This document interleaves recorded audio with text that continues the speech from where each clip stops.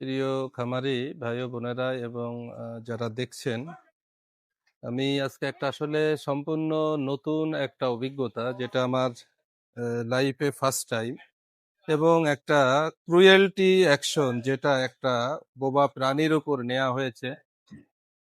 কোনো একজন ব্যক্তি বা কোনো দুষ্টু ছেলের দল তার পায়খানার রাস্তা দিয়ে আপনারা দেখতেই পাচ্ছেন যে একটা বাঁশের কঞ্চি খুব ভিতরে প্রবেশ করে দিছে এবং এটা আটকে আছে।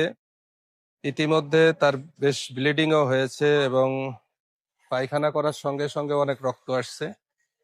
তো খামারির বাড়ি এখান থেকে বেশ দূরে, প্রায় 10 কিলোমিটার দূরে। আমাকে যাওয়ার কথা বললেও আসলে সময় স্বল্পতার কারণে, যেতে না পারার কারণে ওনাদেরকে আনতে বলেছিলাম, তাই বাছুরটি এখানে এনেছে। তো আমরা চেষ্টা করব এখন এটা বের করার জন্য। কিন্তু সবচেয়ে দুঃখজনক বিষয় যে মানুষ এত বর্বর হতে পারে, এত নিষ্ঠুর হতে পারে, এটা আমরা অনেক সময় শুধু শুনে থাকি। কিন্তু আজকে মানে তার একটা প্রমাণ যে একটা বোবা প্রাণীর উপরেও যে মানুষ এত নির্দয় হয়, বা এত তাদের যে হীনমন্য বা তাদের যে নোংরা মনের পরিচয় দেয়, এটা তারই একটা প্রমাণ। তো আপনাদের কাছে দোয়াও চাই এবং আল্লাহ যেন এটাকে সাকসেসফুলি বের করার সুযোগ দেয়।